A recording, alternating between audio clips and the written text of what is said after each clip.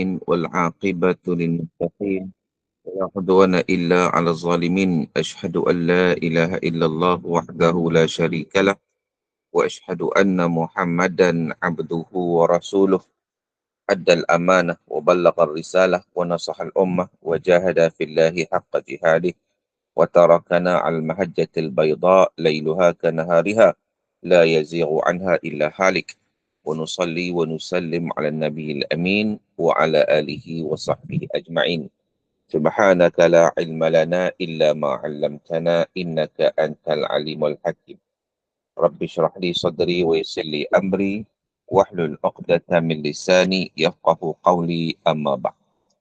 Alhamdulillah, pertama sekali sama-sama kita panjatkan kesyukuran kita kepada Allah Subhanahu Wa Taala kerana dengan limpah dan kurnia daripada Allah Azza wa Jalla sekali lagi kita dapat bersua untuk kita meneruskan perbincangan kuliah duha kita, dan macam biasa insya-Allah saya akan mulakan kuliah duha ini dengan sedikit penerangan dan tazkirah, dan seterusnya sesi yang kedua insya-Allah kita akan buka ruang kepada soal jawab apa-apa juga kemuskilan-kemuskilan yang timbul. Baik. Jadi tajuk kita pada pagi ini ialah bidadara syurga. Itu tajuk kita. Biasa dibincang tentang bidadari. Jadi pagi ini kita nak sebut tentang bidadara. Kerana apa? Kerana timbul satu persoalan. Lelaki apabila masuk syurga, dia akan dapat bidadari di syurga. Bagaimana pula seorang wanita tak disebut pula tentang bidadara. Jadi bagaimana? Apakah wanita juga mendapat bidadara ataupun tidak? Jadi ini satu persoalan dan pertanyaan biasanya yang berlegar di dalam pemikiran kita. Baik. Jadi sebenarnya bila mana ditanya ataupun apabila disebutkan bahawa golongan lelaki akan memperoleh bidadari di syurga, lalu bagaimana kaum wanita? Itu persoalan.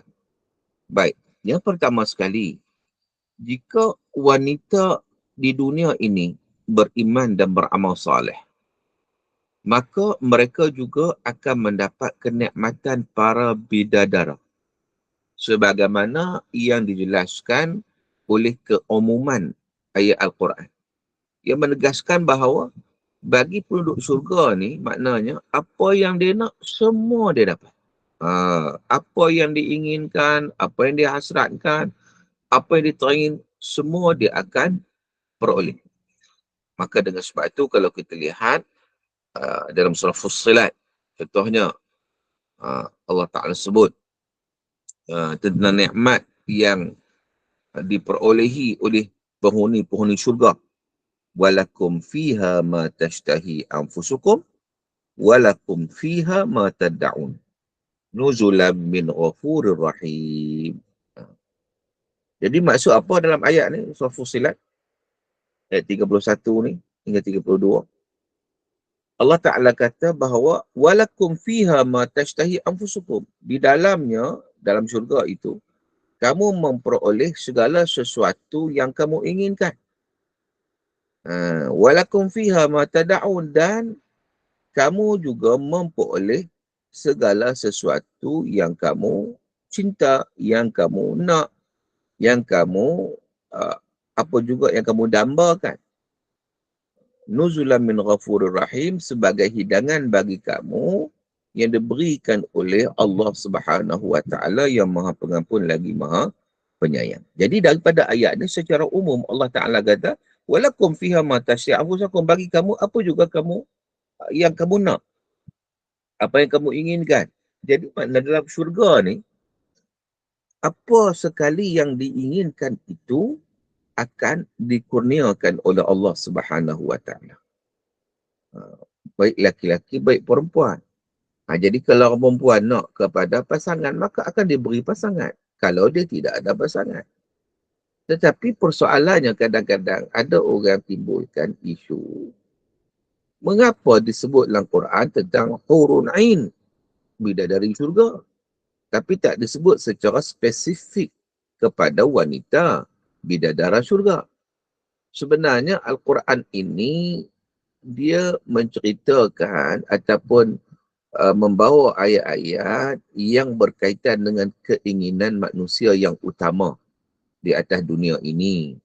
Nak menggambarkan bahawa apa yang dia nak atas dunia ni, yang dikejar-kejar atas dunia ni, Allah akan bagi lebih lagi di hari akhirat. Jadi biasanya secara fitrahnya, orang lelaki-lelaki ni dia mengejar wanita di atas dunia ni. Dia nak kahwin, dia teringin. Macam kita kata lah, kalau lah dia daripada keinginan itu datang pada lelaki-lelaki terhadap wanita itu tinggi, maka Allah Subhanahu Wa Taala memberitahu bahawa dia akan dapat lebih lagi di dalam akhirat esok, iaitu bidadari surga sebagai contohnya. Tetapi wanita ni kadang apa dia teringin yang utamanya, dia teringin perhiasan-perhiasan. Sebab tu kalau pergi kedai emas tu, laki dia pun suami dia pun dia lupa, dia tak ingat dah. Kan? Dia teringin pada perhiasan macam tu. Maka disebut dalam Quran tentang perhiasan-perhiasan untuk wanita. Jadi sebenarnya bukan maknanya bidadara tu tidak ada, tetapi dia lebih melihat kepada fitrah. Fitrah. Baik. Jadi begitu juga kalau kita melihat kepada ayat yang lain dalam surah Zukhruf sebagai contoh, Allah sebut wa fiha ma tashtahihil anfus wa taladzul a'yun wa antum fiha khalidun. Di dalam syurga itu terdapat segala apa yang diinginkan oleh hati dan sedap dipandang mata, dan mereka kekal. Wa antum, kamu semua, antum fiha khalidun, kekal di dalamnya.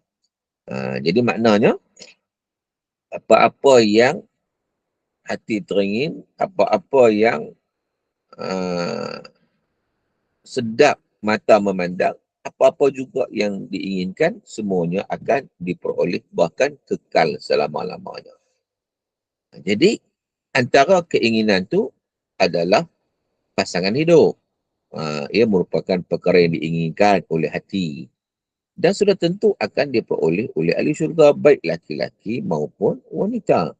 Dan kenikmatan syurga bukanlah diciptakan dan disediakan oleh Allah hanya untuk orang lelaki saja, tetapi Allah Ta'ala sediakan kepada semua orang, tak kira lelaki, tak kira perempuan, iaitu terutama kepada orang yang bertakwa kepada Allah Ta'ala, baik sama ada dari kalangan orang lelaki maupun dari kalangan wanita.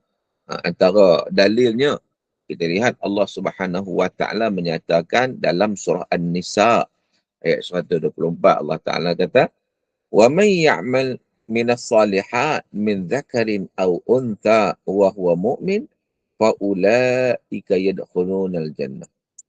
Sesiapa yang mengerjakan amal saleh, baik laki-laki, min dzakarin au untha, baik laki-laki maupun perempuan, wa huwa mu'min, sedangkan dia orang yang beriman, maka faulaika yadkhulunal jannah, dan mereka itu masuk dalam syurga Allah Subhanahu wa taala. Jadi tidak kira, tidak ada perbezaan sama ada laki-laki maupun wanita. Begitu juga Allah Taala sebut dalam surah Ghafir ayat 40, wa man amila salihan min dzakarin aw untha wa huwa mu'min fa ulaika yadkhulunal jannah yarzuquna fiha bighairi hisab.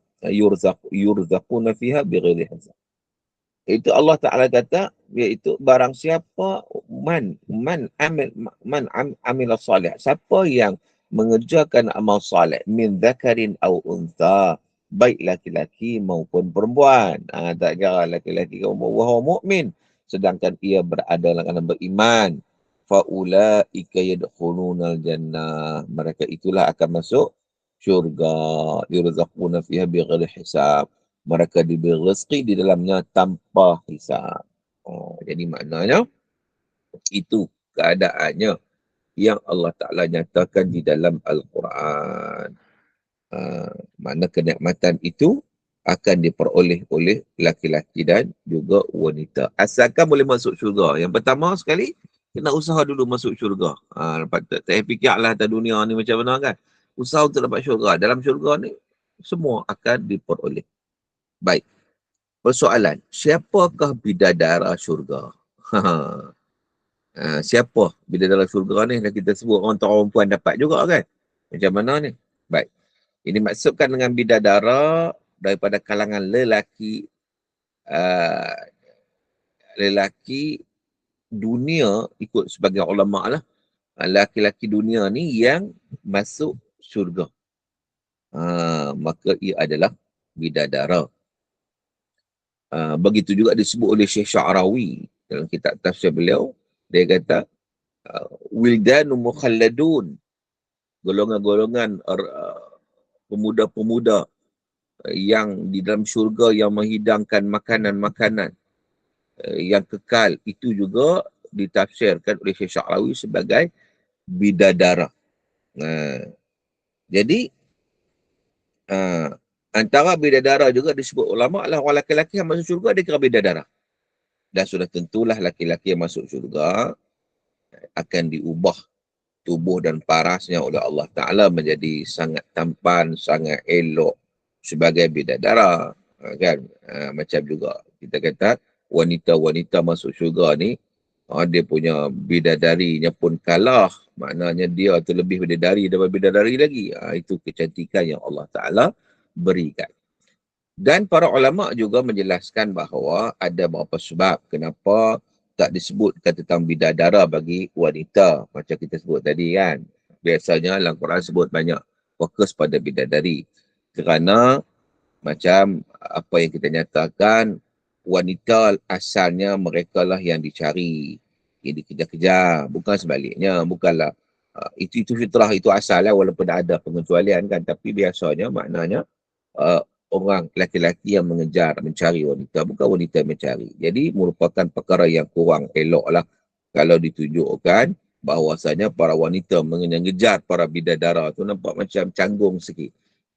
Kalau lihat lelaki-lelaki mengejar bidadari itu satu benda yang biasa, tapi untuk perempuan mengejar bidadara itu rasa macam pelik sikit lah.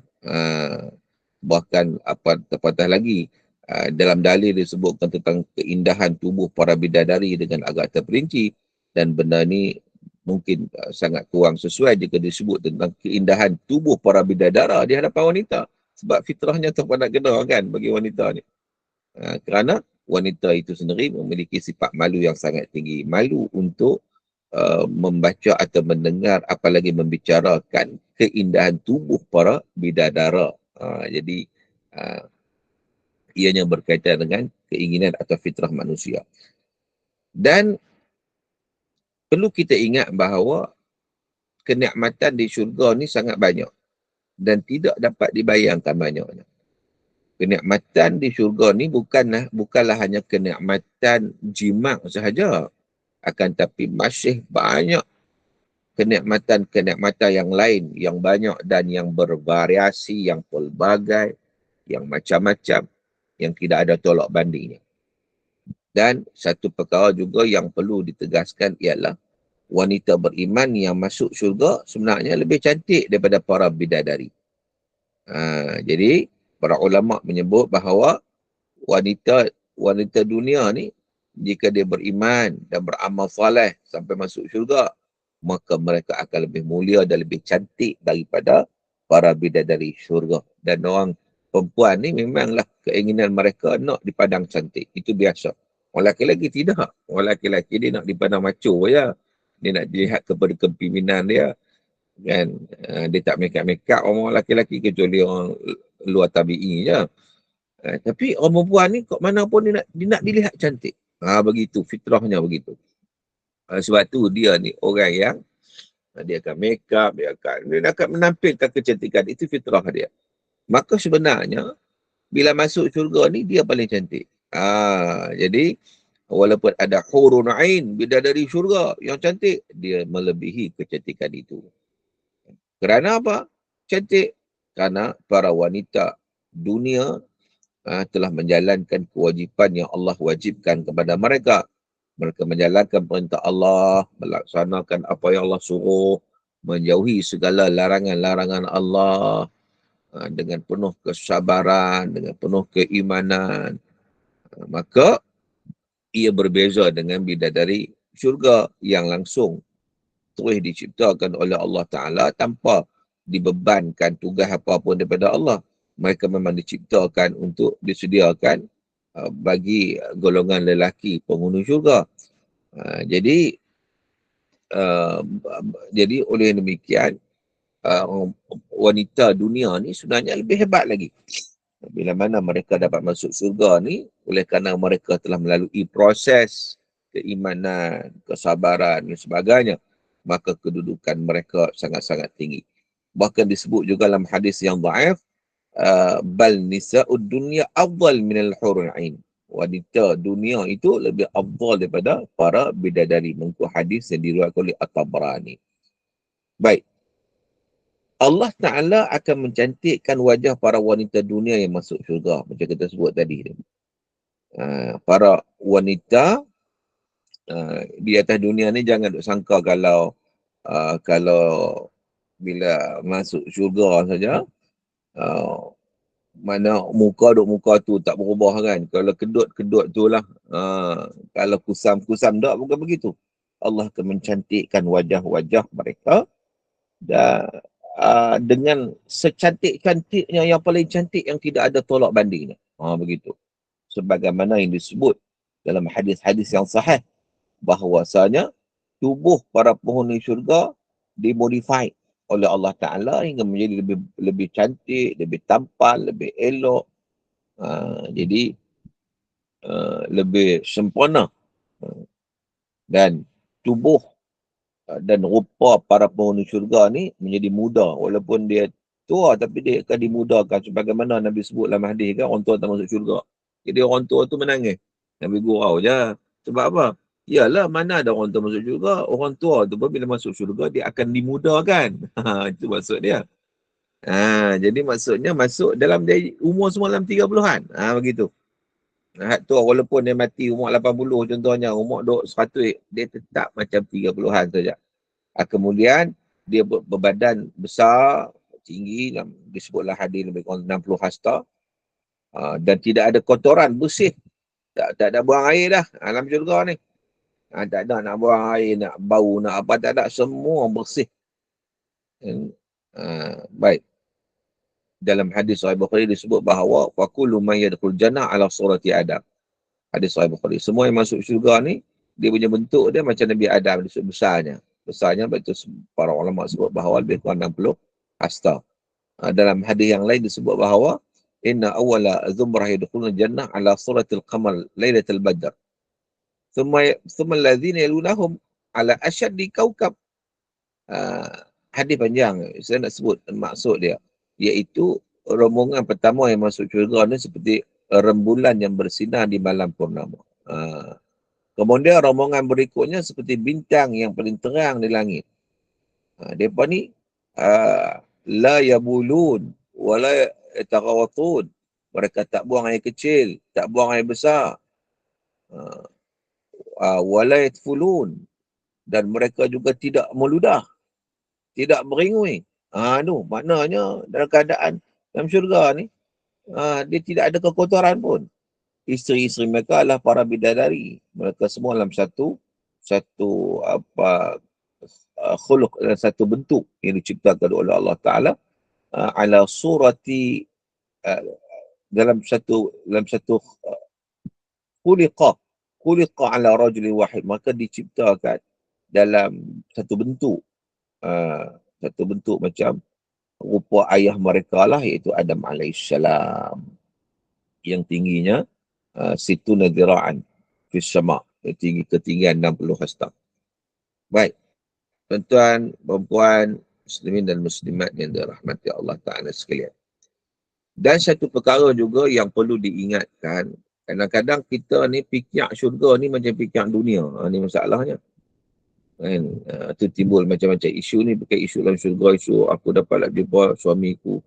Kalau suami ni ada lebih, nak buat macam mana. Macam-macam dia fikir.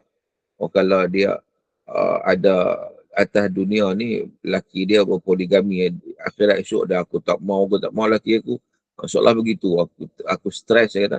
Dia sebenarnya, penghuni syurga ni, dia tidak memiliki rasa cemburu dan dengki. Allah buang perasaan tu. Atas dunia sungguhlah, atas dunia ni, kita ada cemburu. Kan? Ada cemburu, tak boleh. Sebab tu kalau lah seorang suami tu, dia kahwin seorang lagi. Oh, isteri dia tak boleh terima sebab cemburu. Tetapi kita kena ingat, dalam syurga Allah Ta'ala tidak ada sifat cemburu. Walaupun kadang orang lelaki tu, dia ada banyak bidadari. Contohnya, bahkan dia boleh, dia memiliki banyak isteri. Antaranya atas dunia ada banyak isteri. Maka dalam syurga pun boleh. Tetapi, tidak ada sekalipun sifat cemburu dalam syurga. Jadi tidak masalah pun, tak rasa nak cemburu. Kita duk fikir secara dunia, sebab tu kita rasa macam kecewa apa semua. Tapi sebenarnya tidak, dalam syurga tidak begitu. Disebut dalam Quran, wa naza'na ma fi sudurihim min ghillin. Kami cabut segala macam apa cemburu, dendam yang berada dalam dada mereka. Jadi mana Allah cabut dah perkara tersebut. Wa naza'na ma fi sudurihim min ghillin ikhwana ala sururin mutaqabilin. Dalam surah Al-Hijr ayat 47, kami lenyapkan segala rasa cemburu, dendam yang berada dalam hati mereka, sedangkan mereka duduk berdepan-depan di atas pelami. Begitu. Baik. Dan Nabi SAW sebut dalam sebuah hadis yang diriwayatkan oleh Imam Muslim, walikulli wahid minhum zawjatani. Bagi setiap penghuni syurga tu paling tidak 2 orang isteri yang yura mukhsaqihima min wara'il lahamil husun, yang mana terlihat sum-sum betih dari belakang dagingnya kerana sangat indah. Tidak ada perselisihan di antara mereka, tidak ada permusuhan, tidak ada cemburu, tidak ada. Hati-hati mereka menjadi hati yang satu. Mereka bertasbih kepada Allah pagi dan petang. Itu disebut dalam hadis Nabi SAW. Jadi, sewajarnya kita mengetahui bahawa apa yang berlaku di atas dunia ni tak sama dengan apa yang berlaku di akhirat. Kalaulah poligami di dunia ni menimbulkan kesedihan, kecemburuan dan sebagainya, sampai menimbulkan permusuhan. Tapi tidak di dalam syurga Allah Subhanahu Wa Taala. Orang masuk syurga ni dia tak perlu sedih, tak perlu khawatir. Jadi masuk syurga ni sebenarnya tidak ada sebarang kesedihan pun. Allah dah lenyapkan rasa sedih ni, tak ada dah. Semua ni berunsur kenikmatan semua. Tak ada lah rasa nak sedih, nak apa semua, tak ada. Itu keadaan dalam syurga. Baik.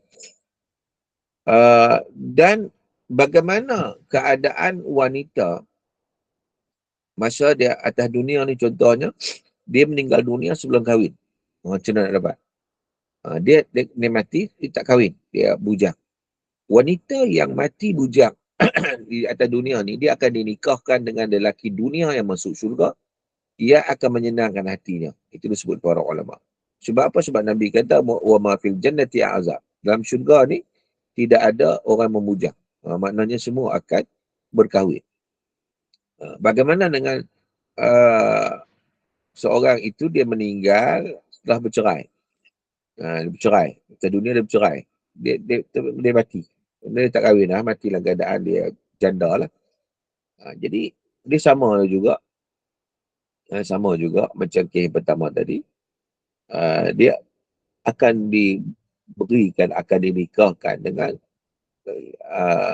sesiapa yang disukainya, yang dia suka. Dan kalaulah dia ni, wanita tu dia meninggal dalam keadaan bersuami, akan tapi suaminya tak masuk syurga, macam mana? Dia serupa juga dengan wanita yang tadilah, yang tadi.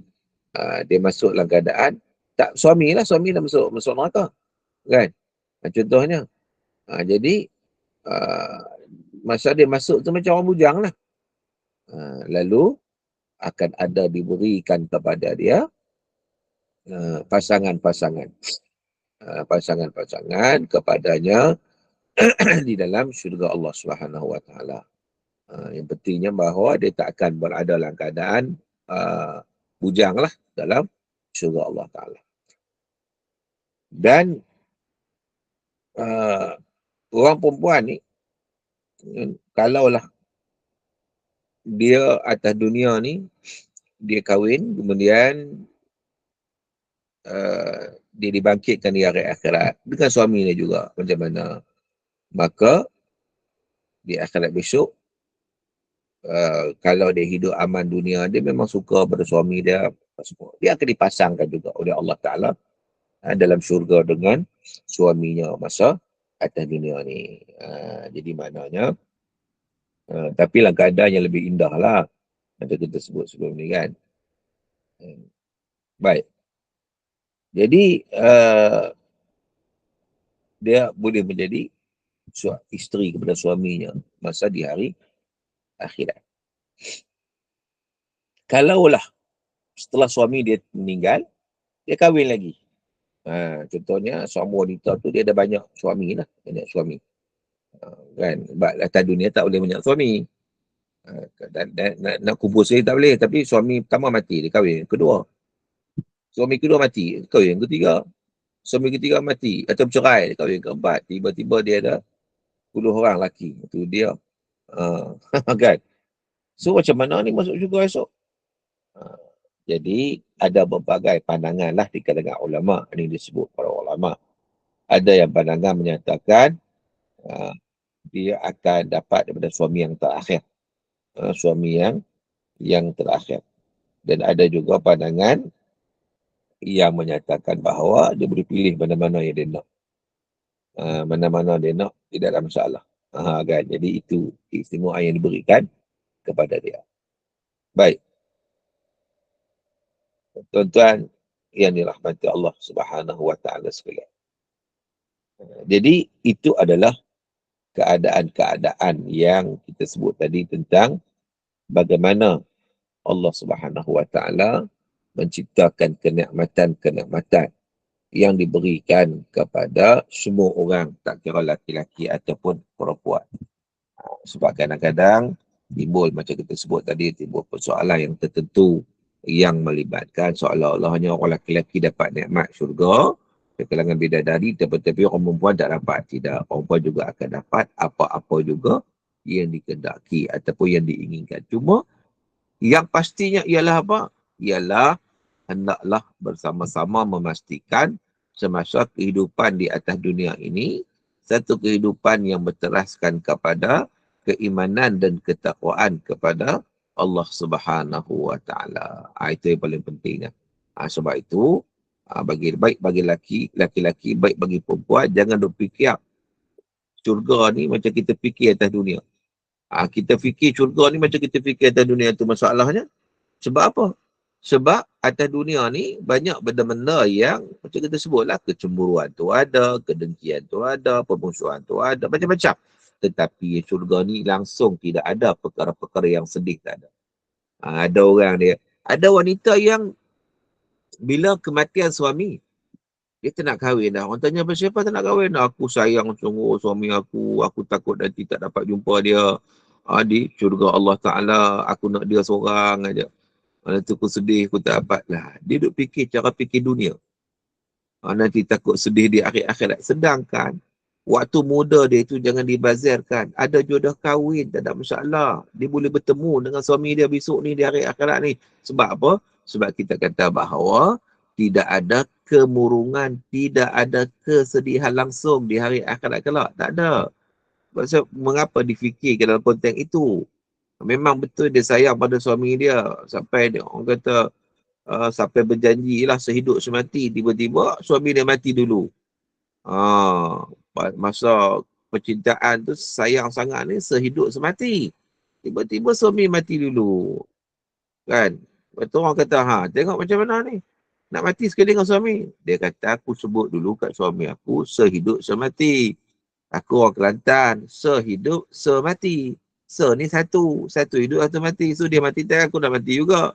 Hidup ni mesti diteruskan. Begitu maksud dia. Cumanya dia kata, aku ingat aku tak nak kahwin lah, sebab aku takut lah nanti aku rindu suami aku. So dalam syurga aku tak dapat jumpa dia. Ada bukan? Jangan fikir macam tu. Itu fikiran negatif. Nak kahwin lah. Ada ruang. Kalau keinginan masih ada, kahwin. Tak ada masalah. Besok dalam syurga Allah Ta'ala ni, dia nak apa dia akan dapat. Tidak ada perasaan-perasaan macam duk fikir cara dunia ni. Tidak ada kesedihan di dalam syurga esok ni. Asalkan kita kena fikir macam mana nak masuk syurga. Itu saja. Kita kena buat satu usaha yang berterusan untuk memastikan bahawa kita dapat masuk syurga Allah Subhanahu Wa Taala. Baik, tuan-tuan dan puan-puan sekalian, itulah bahagian pertama. Macam saya sebut tadi, kita biasa ada dua bahagian kan. Bahagian pertama tazkirah dulu. Bahagian kedua barulah pergi kepada soal jawab. Jadi, saya rasa untuk bahagian pertama cukuplah sekadar itu.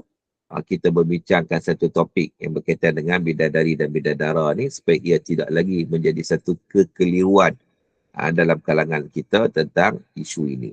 Mudah-mudahan kita dapat manfaat.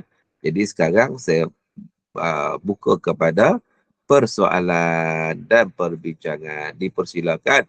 Siapa-siapa yang ada soalan, tak mesti soalan yang berkaitan dengan tajuk perbincangan kita pada pagi ni. Tak mesti. Kalau nak tanya tajuk lain atau apa-apa yang lain pun boleh, insyaAllah. Dipersilakan. Assalamualaikum warahmatullahi wabarakatuh, Ustaz. Wassalamualaikum. Bagaimana pula kedudukan macam anak-anak istimewa, anak-anak macam OKU semua tu yang kata yang selalu dia cakap anak-anak syurga tu. Diorang nanti jadi, adakah diorang jadi bidadari-bidadara dalam syurga ataupun jadi macam pelayan-pelayan di syurga? Terima kasih, Ustaz. Baik. Anak-anak syurga yang kita panggil itu sebab mereka itu adalah golongan yang kurang dia punya akal dia. Maka dengan sebab itu mereka tidak melakukan dosa sebab mereka tidak waras ketika melakukan satu itu. Maka kita sebut sebagai mereka itu adalah anak-anak syurga. Ya, di akhirat besok mereka itu akan masuk syurga. Mereka akan jadi penghuni syurga. Allah Ta'ala akan menormalkan mereka, bagi mereka kenikmatan-kenikmatan. Maka mereka akan dapat kebaikan, insyaAllah. Macam orang lain juga. Ya, maaf Ustaz, lari tajuk apa tu? Apa yang ditanya, saya kalau boleh tanya terus. Lepas tu Ustaz yang katanya kalau yang anak-anak syurga tu dia boleh macam ajak tarik ibu bapa dia sekali masuk syurga tu. Macam mana tu Ustaz? Dia sebenarnya dalam konteks bagi memberi syafaat, bagi anak-anak yang beri syafaat kepada bapa dia. Dia anak-anak ni boleh bagi syafaat dengan syarat. Dengan syarat ibu bapanya itu beriman kepada Allah Ta'ala, beramal soleh. Kadang-kadang kita pada hari ni, kita highlightkan, contohnya anak-anak syurga, anak-anak yang mati kecil, boleh tarik mak ayah dia ke syurga. Tetapi kita sebut dalam konteks itu, tetapi kita tidak melihat amalan ibu bapa tu. Kalau ibu bapa tu langsung tak ada amalan, kan, engkar pada Allah, mayang benda apa semua. Jadi, macam mana dalam konteks apa dia nak dapat syafaat itu boleh memberi satu kebaikan pada dia. Syafaat ni sebagai satu pertolongan atas orang itu yang insya-Allah dia sendiri itu memang berimanlah sekurang-kurangnya. Dia adalah sikit kekurangan-kekurangan. Kekurangan itu dapat ditepun dengan syafaat. Bukan maknanya tak ada iman langsung. Kalau tak ada iman langsung, Nabi Ibrahim alaihissalam contohnya tak dapat nak bagi syafaat kepada ayah dia yang kufur pada Allah Ta'ala. Tak dapat. Nabi Muhammad SAW tak dapat nak bagi syafaat kepada bapa saudaranya Abu Talib. Walaupun Nabi sangat sayang. Sebab apa? Sebab tidak beriman. Sebab itu asas yang pertama ni fokus pada iman dulu. Iman sungguh-sungguh kepada Allah Ta'ala dan beramal soleh. Lepas pada tu barulah insya-Allah antara kebaikan yang akan diperoleh adalah syafaat itu. Wallahu'alam. Lain soalan. Terima kasih Ustaz. Okay, Ustaz, bagaimana? Okey, silakan. Assalamualaikum Ustaz. Assalamualaikum. Saya nak tanya tentang mengqadakkan solat-solat sunat. Sebab ada solat sunat yang kita biasa lakukan setiap hari. Tidak ada hari yang kita tertinggal. Tetapi saya difahamkan bahawa solat sunat Isyraq ini tidak sunat untuk diqadakkan atau tidak boleh diqadakkan sebab dia akan jadi solat duha. Betul ke Ustaz macam tu?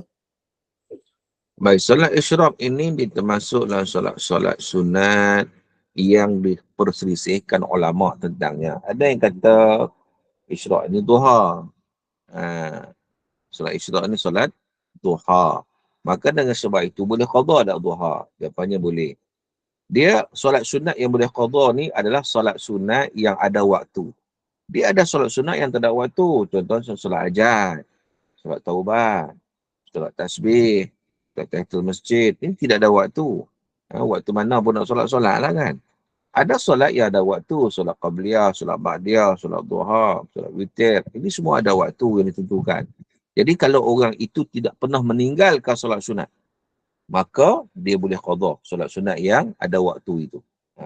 Tapi dengan syarat memang dia gini, dia committed sungguh lah. Tapi kadang buat, kadang tak buat, tak payah qada lah. Betul bagi buat dulu lah sebab dia sunat ni sebagai tambahan. Tapi kalau seorang itu memang dia tak pernah tinggal, tapi dia tertinggal, maka dia boleh qada. Berdalilkan kepada hadis juga, iaitu satu hari seorang lelaki datang solat dengan Nabi SAW, solat subuh. Lepas solat subuh, dia solat pula lepas subuh 2 rakaat. Nabi duduk tengok dia solat apa? Kan sebab tidak ada solat sunat lepas subuh. Lepas dia solat, Nabi tanyalah, solatan subhi maratain, apakah solat subuh 2 kali? Dia pun kata, tak ya Rasulullah, aku bukan solat subuh 2 kali. Tadi ni aku tak sempat qabliyah subuh. Sebab dia tak nak tinggal kalau subuh. Jadi dia qada. Maka diperakui, ataupun Nabi tak kata apa mana, diperakui oleh Nabi SAW. Maka di situlah menunjukkan boleh qada solat sunat. Wallahualam. Terima kasih Ustaz. Ustaz, nak tanya sambungan tentang solat sunat. Ada seorang ustaz tu kata, solat tahajud ni dia bukan solat tahajud special.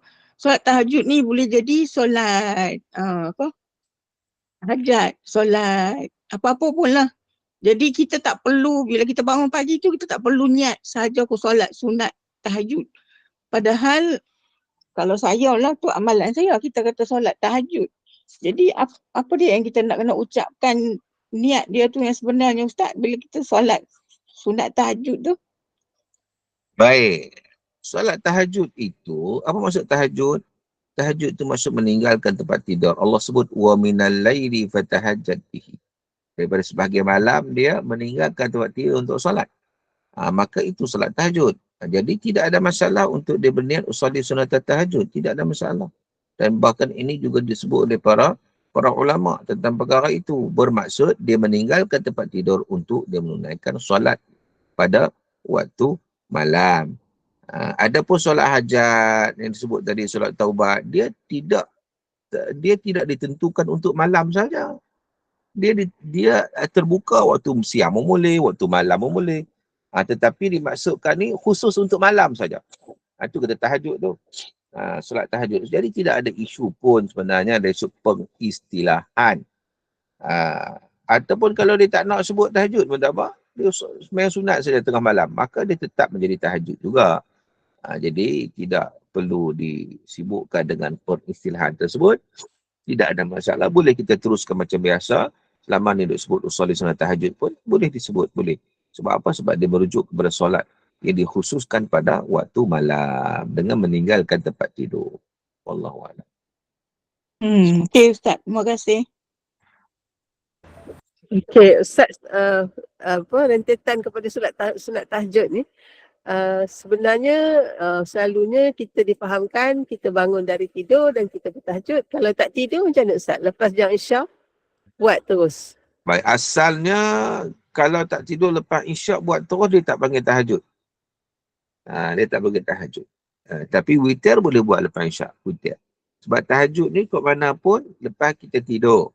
Kita tidur, kita bangun lepas tidur, baru dia panggil tahajud. Kalau tidak, dia tidak dipanggil tahajud. Cumanya ada pandangan ulama menyatakan kalau jenis orang memang tak boleh tidur malam ni.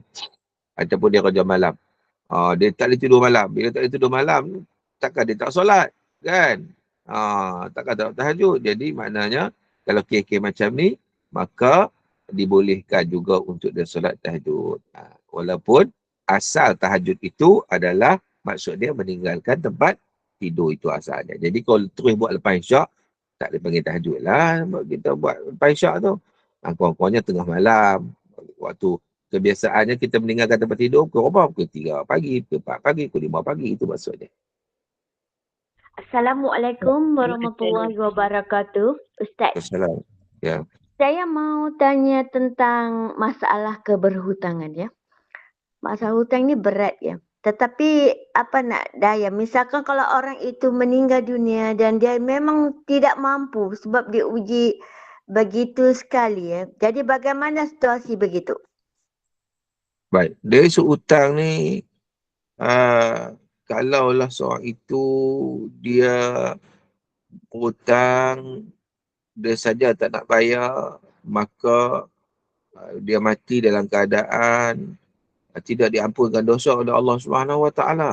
Besok ni di akhirat esok ni dia akan kena bayar juga hutang dia itu oleh dengan pahala-pahala yang dia ada.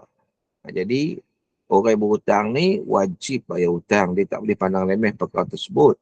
Bahkan disebut dalam hadis yughfal lisyahid kullu dzam illa ad-dain. Diampunkan dosa orang mati syahid ni semua dosa dia kecuali orang berhutang.